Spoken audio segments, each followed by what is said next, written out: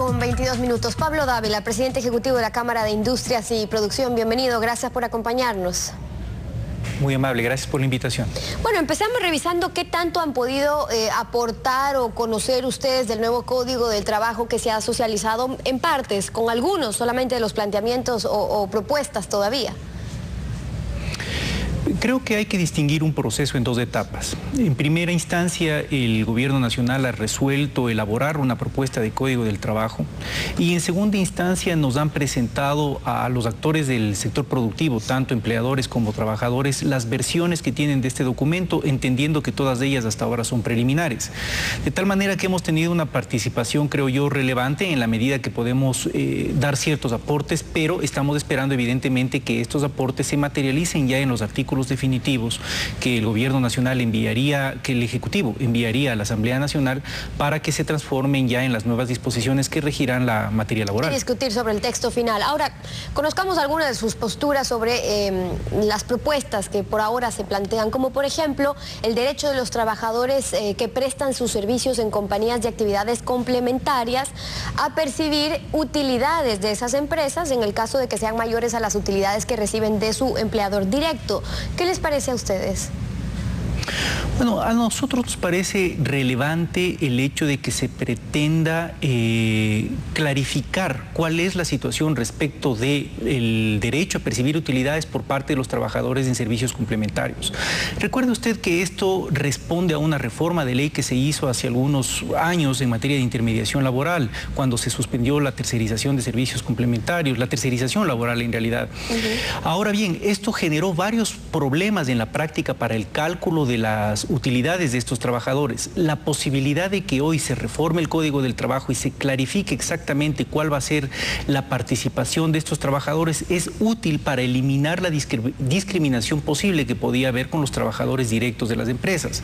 Es importante que esta reforma obviamente establezca cuál es el derecho y el alcance de estos trabajadores respecto de cada una de las empresas en las que prestan los servicios. Por tanto, nosotros vemos que esta reforma en primera instancia es positiva. Sobre sustituir la jubilación patronal por una bonificación, ¿cuál es la posición de la Cámara? ¿No se afecta a un derecho adquirido ya de los trabajadores? A ver, me parece que es relevante entender el antecedente.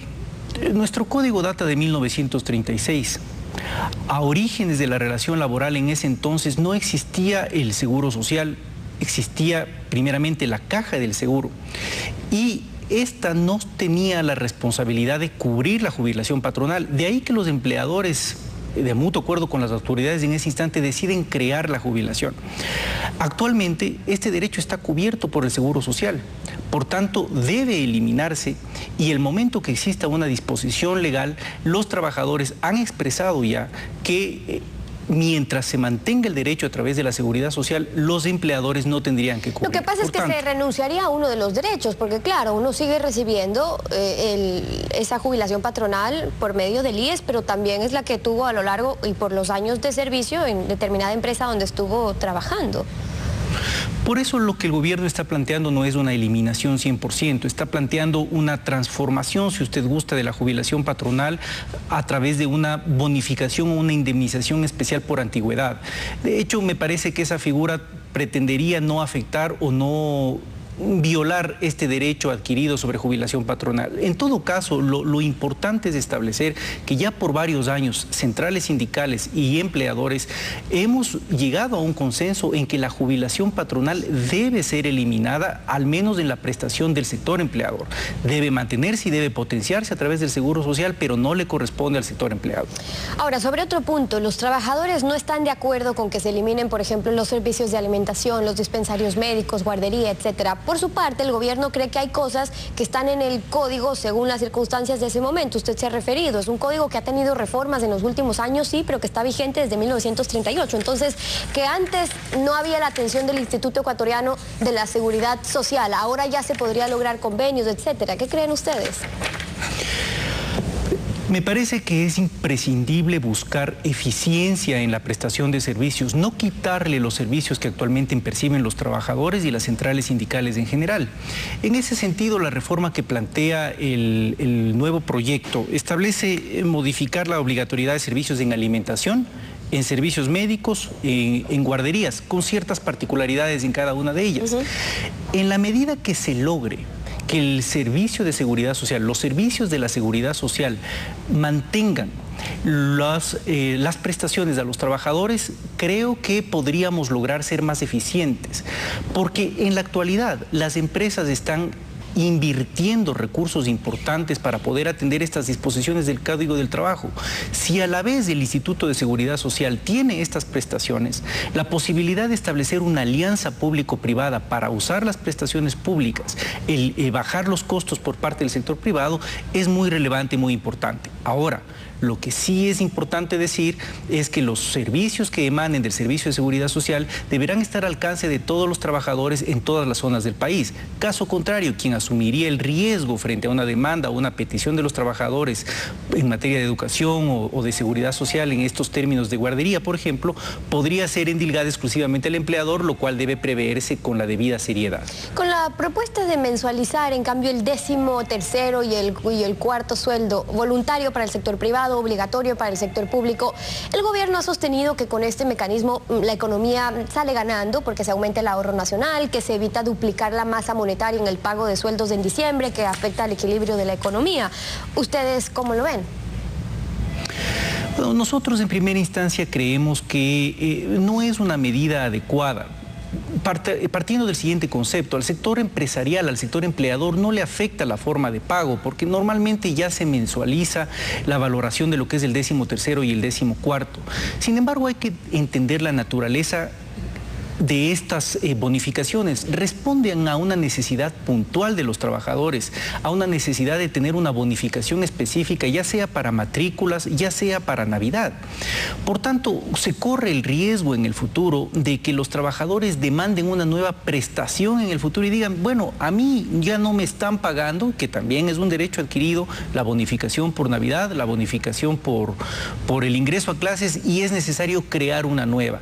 De aquí a 2 años, 3 años, 5 años, la gente no se va a acordar que se hizo este cambio en la forma de pago y se mensualizó, y básicamente va a decir, es cierto, antes se pagaba, ahora ya no se paga, hay que generar un nuevo bono al respecto, y no hemos logrado nada.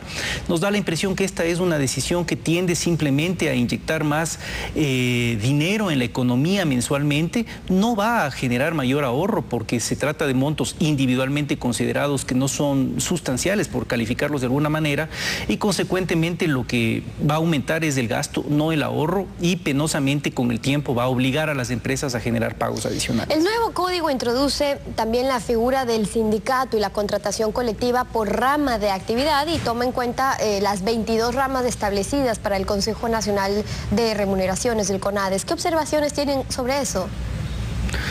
Me parece que este es uno de los temas más sensibles que hay que analizarlo con profunda responsabilidad entre el sector público y el sector privado. Lo primero, nosotros sabemos y entendemos que la sindicalización por rama es una figura que existe a nivel internacional. Ahora bien, hay que entender que la sindicalización es un derecho de voluntad de los trabajadores. ¿Por qué digo esto? Porque no se puede exigir, como aparentemente está en el proyecto del Código del Trabajo, a todos los trabajadores a formar parte de un sindicato por rama. Eso sería, en esencia, atentatorio a la libertad de sindicalización. Primera observación muy importante. Segundo, estos sindicatos por rama deben ser limitados claramente en el ejercicio tanto de sus derechos como de sus obligaciones. Actualmente, cuando los sindicatos ejercen el derecho de huelga, entre otras cosas, han tenido hasta la fecha la posibilidad de tomarse las instalaciones de las empresas.